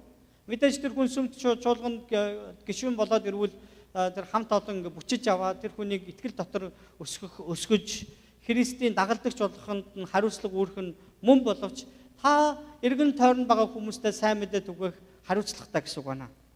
Энэ бүхэн чинь хаанаас эхлэлтэй гэвэл юу вэ? Эзнээс эмээхээс үүдэлтэй байх нэ. Амен. Зарим хүмүүс зөвхөн одоо Бурхны ивэл, нэгүүлсэл, хайр инрэл, сайн үйлс гэмээр итгэлийг л ойлгон хүлээж авдаг боловч эзнээс эмээх гэдэг тал дээр өрсө сүхэх дургүй байдаг байгаа. Яг гэвэл тэр талаар яриад эхлэхээр нөгөө л нэг өөрийнхөө хийгээд сурцсан гэмтэй зуршлаас татгалзах, салах хэрэгтэй болдог. Нөгөө л дуртаагаараа паригдаж, дуртаагаараа ингээд тийм ээ дун чимгээр жирэгдэх тэр үе маань дуусчих гад байдаг. Тэм учраас эзнээс эмээх үү гэдэг имэж амьдрах гэдгийг хоогшин тавиад байдаг байгаа. Гэтэл хамгийн чухал өдрүүдэд хамгийн чухал ивэл өрөөл дүүрэн бэлгсэн тэр цаг мөчүүдийг та алдсаар байна гэдгийг та бодох хэрэгтэй шүү. Зарим хүмүүс гал халуун одоо галаар асаж байгаа тэр тамийн тухай тэр талаар ингээд бодохоор Бурхны хайрыг нэгүслийг юусэн мэддэг байгаа. За тэр л ус аимшиг ингэж тэ. Нэг Мартин Лютерийн тухай ярьсан шүү дээ. Бурхан бол намайг тамд л унгана. Тэгээ би тамд унахгүй тул би ямар нэгэн аргаар торж үлдэх хэрэгтэй гэсэн бодол. Гэтэл битээ санаа зовоо. Та хэрвээ Христэд итгэдэг бол тэр тамаас айх хэрэггүй. Христ аль хэдийнэ таныг өөрийн улстай авахар төлөвлөсөн байж байгаа байхгүй. Харин та одоо түүний төлөөх тэр түүний тушаалуудыг биелүүлэх тал дээр хойрог байгаа бол хариуцлагаа биелүүлэхгүй л байгаа хүн л байхгүй юу? Түүнээс та аврагдсан хүн байхгүй юу? Та Есүст итгэдэг үү? Есүс итгэдэг үү? Есүст үнэхээр итгэдэг үү? Та аврагдсан. Тамаас бүү агаарай. Зөвхөн Есүс Христээр л бид нэр авралт хүрэх. Зарим хүмүүс Бурхны төсвөр төвчээрийн тухай ямар ч ойлголтгүй байдаг. Өөрөөр хэлбэл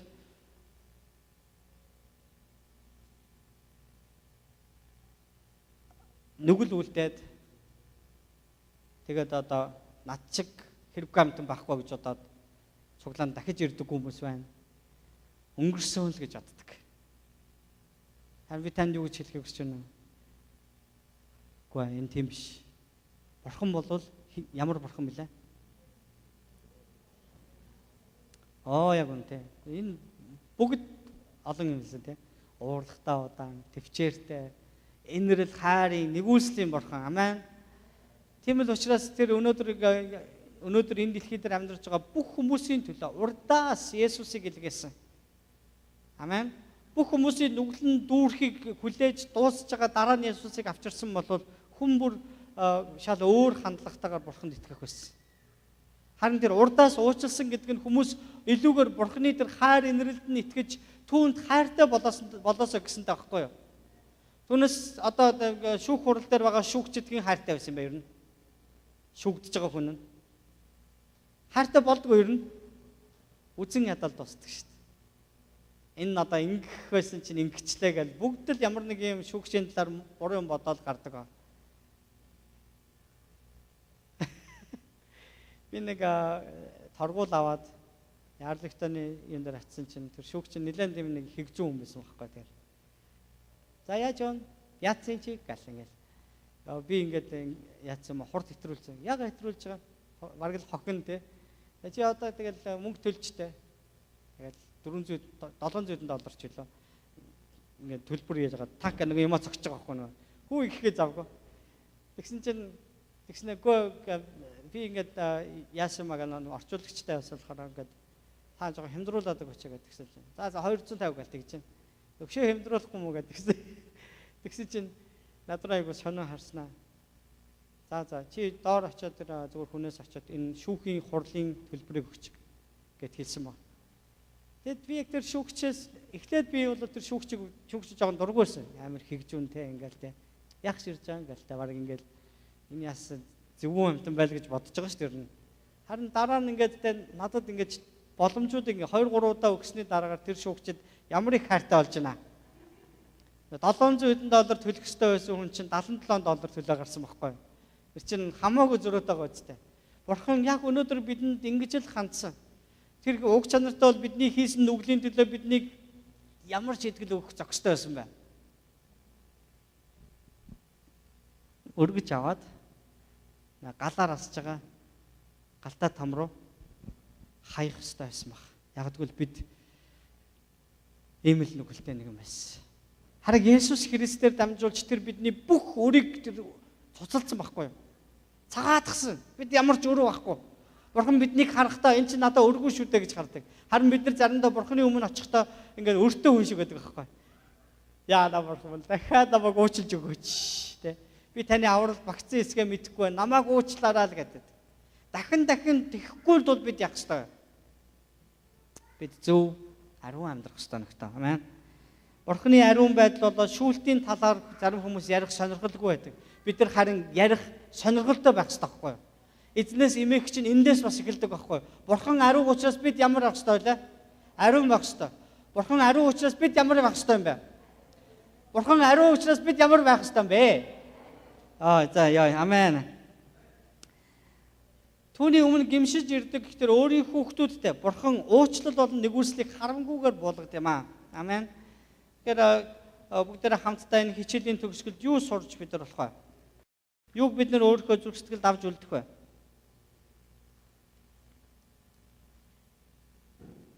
Эзнээс эмээх гэдэг бол үнэхээр сайн зүйл юм а гэдэгт итгэх нь шүү дээ. За эзнээс эмээх талаар ямар зүйл сурсныгаа та яг одоо ингэ бодоорой. За өнөөдөр юу сурс? Та өмнө сонсч байсан баг тийм ээ. Тэгээ одоо магадгүй биелүүлдэггүй тийм талууд байвал тэрнийг бодоод эзний өмнө бүгдээрээ гимшицгээе. Эзэн намайг өөрчилж өгөөч. Би зүгээр л гадна талдаа үйлдэж харуулагч биш. Би зүрх сэтгэлээрээ би тагдаг. Би зөвхөн эзний өдөрт зориулж тохируулж амьдрдаг хүн биш. Би амьдралынхаа бүх өдөр цаг мөчийг танд зориулж амьдрдаг нэг юм би болохыг хүсэж байна гэж. Бүгдээ хамтдаа эзэнд залбирцгаая.